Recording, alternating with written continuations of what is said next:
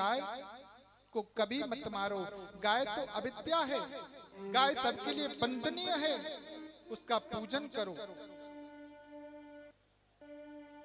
महाराज हमें गाय ने कहा, महाराज मुझे आप मार भी दोगे गाय रूपी पृथ्वी ने, तो आपको क्या मिलेगा? सारी प्रजा तो आज दुखी है। उसका मूल कारण है कि लोग कर्म नहीं करते। कर्म करेंगे तब फल मिलेगा। कई बार लोग हमसे प्रश्न करते हैं, महाराज कर्म बड़ा होता है या भाग्य बड़ा होता है? ध्यान दें इधर। ये आज के जन्मास के अंतर मन में एक आम प्रश्न बन गया है। लेकिन भागवत जी हमेशा भाग्य की निंदा करती हैं। आप ये बात बिल्कुल सत्य समझो कि भाग्य नाम की कोई भी चीज अलग से नहीं है कि कर्मणा जायते जंतो कर्मणैव विलीयते, सुखम दुखम क्षयम क्षेम कर्मणैव विद्यते। जीव का जन्म कर्म से होता है, जीव की मृत्यु भी कर्म से होती है, और सुख और दुख भी व्यक्ति को कर्म के अनुसार ही मिलते हैं।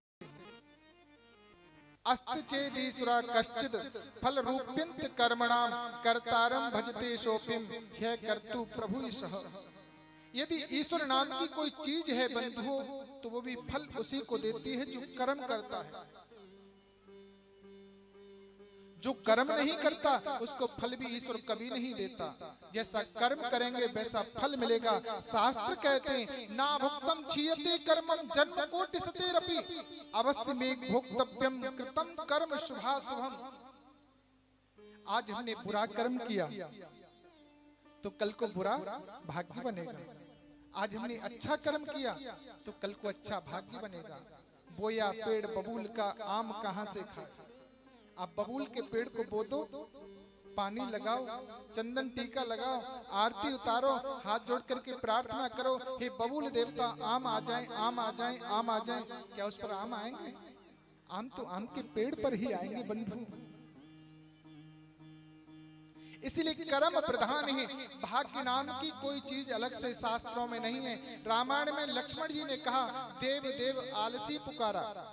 जो व्यक्ति आलसी प्रवृत्ति के होते हैं वो कहते हैं भाग्य में नहीं था तो हमको इस वस्तु की प्राप्ति नहीं हुई। अरे कर्म करोगे नहीं तो कैसी आपको प्राप्ति हो जाएगी? ऐसे मानो आप कि अंदर बैठ जाइए एयर कंडीशन कमरे में और अंदर से ताले को लॉक कर दीजिए, चाबी को खिड़की से बाहर फेंक दीजिए, फिर प्रार्थना करो, बोले राम जी आए भोजन कराएं, राम जी आए भोजन कराएं। क्या राम जी आएंगे भोजन कराने को? राम जी तो नाराज और हो जाएंगे। परमात्मा भी सहायता उसी की करते हैं जो अपनी सहायता स्वयं करना चाहता है बंधु। जो मनुष्य स्वयं अपनी सहायता नहीं करता उसकी परमात्मा भी सहायता नहीं करता। इसीलिए पृथ्वी ने पृथु महाराज से कहा, अपनी प्रजा को आप कर्म उपदेश करो। क्योंकि राजा बैन जो थे वो यथा राजा तथा प्रजा, जैसा राजा होता है ना वैसी प्रजा हो जाती। आलसी राजा होगा आलसी प्रजा हो जाएगी। तो प्रजा में भी आलस्य भर गया था, कुछ करते ही नहीं थे। आज पृथु महाराज ने प्रजा को कर्म उपदेश किया। तस्मात् सर्वेषु कालेषु मामनुस्मृत्य। पृथु ने सोचा लोग कर्म तो करते हैं पर परमात्मा का चिंतन नहीं करते। अब कर्म तो लोग करने लगे, पृथु महाराज ने कर्म उपदेश किया। लेकिन कर्म हमारा कब सार्थक होगा बंधुओं? जब साथ में धर्म होगा।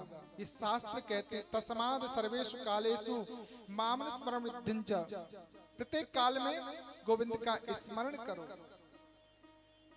कुछ लोग हैं वो सुबह को उठेंगे, स्नान आदि करेंगे और बस बाल भोग लिया, ऑफिस के लिए निकल गए, दुकान के लिए निकल गए, फैक्ट्री के निकल गए, शाम को आए 8-9 बजे हारे थके, फिर अपना भोजन पानी किया और शयन कर लिया। कहते महाराज हमारा तो कर्म ही पूजा है।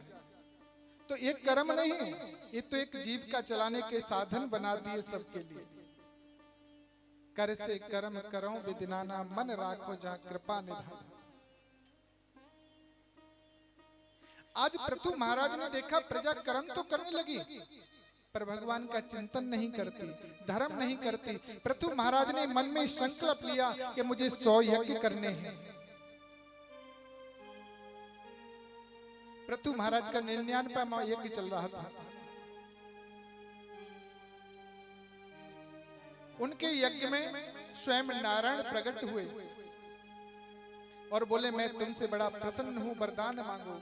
पृथु ने कहा, मैं क्या मांगू भगवान, मेरे मन में कोई कामना नहीं। भगवान बोले, मैं कहता हूं मांगो। पृथु ने मांगता तो वो है जिसके पास कुछ नहीं होता। मैं क्या मांगू, फिर भी यदि आप देना चाहते हो तो एक वरदान दे दीजिए। आज पृथु महाराज कहते हैं भगवान नारायण से,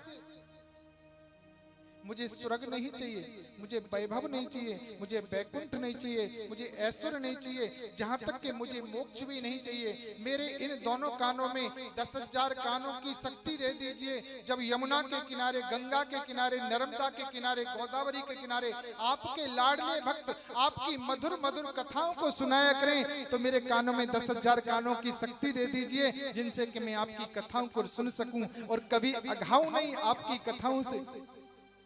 आज का मानव तो 3 घंटे में कानों को आ जाता है कथा सुनने से।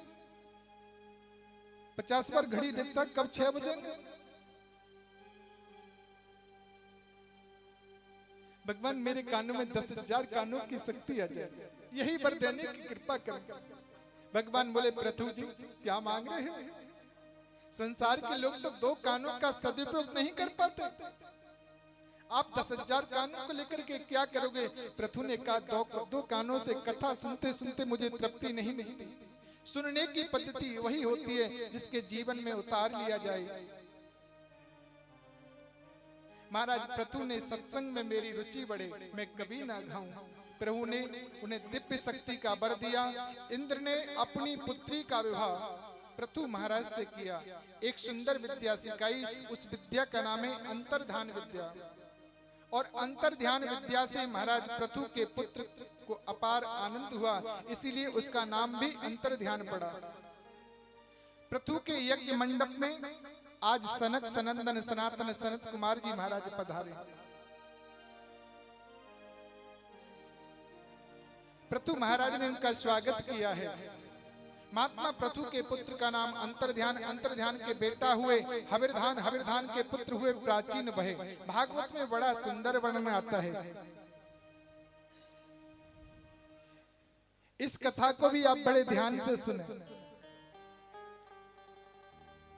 हविर्धान का बेटा जो प्राचीन वह है ना, उन प्राचीन वह ने जीवन में बहुत यज्ञ किए, लेकिन शास्त्र कहते हैं कि इतिहास पुराणानि वेद शास्त्र विधि बिना। हम कोई भी धर्म का कार्य करें तो शास्त्र सम्मत करो, शास्त्र के विरुद्ध नहीं करना चाहिए। शास्त्र के विरुद्ध किया जाने वाला कोई भी कार्य अनैतिक हो सकता है। कभी कभी हम यज्ञ करते हैं, यज्ञ के बाद भी उसका फल हमको नहीं प्राप्त होता। इसका कारण क्या है? क्योंकि शास्त्र में ऐसा लिखा है, हम लोग जब यज्ञ करें तो यज्ञ में जलने वाली जो समिधाएं होती हैं, जो आम की लकड़ी होती हैं, उनको भी पहले धो करके सुखा करके जब यज्ञ करना चाहिए। यज्ञ में बहुत पवित्रता का वस्तु जो चढ़ा रहे हैं उनमें बड़ी शुद्धता का ध्यान रखना चाहिए। यज्ञ में तिल हैं, चावल हैं, जौ हैं, सबको धो करके सुखा करके और उनको अच्छी तरह से साफ करके जब यज्ञ में उनको चढ़ाना चाहिए। प्राचीन वहराजा ने बहुत बड़ी भूल कर दी। द्रौपदी जैसे महापुरुष के वंश में जन्म लेकर के राजा बहक गए और यज्ञ पर यज्ञ करते हैं। उन यज्ञों के द्वारा प्राचीन वहराजा ने जीवों की हत्या कर देते हैं। अपने यज्ञों में प्राचीन वहराजा जाने कितने घोड़ों की, कितने बकरों की बलि दी। सज्जनों, चाहे यज्ञ के बहाने से ही सही, चाहे माता काली के बहाने से ही क्यों न सही, ये हत्या, ये पाप है और पाप का परिणाम केवल नरक की प्राप्ति होता है। उस व्यक्ति को नरक अवश्य भोगना पड़ता है। एक बार महर्षि वेद व्यास जी के पास में हजारों लोगों की भीड़ पहुंची। व्यास जी से कहा, आपने बहुत सारे ग्रंथ लिखे हैं, शास्त्रों की रचना की है, महात्मा हमें बताइए कि धर्म की परिभाषा क्या है, धर्म किसे कहते हैं।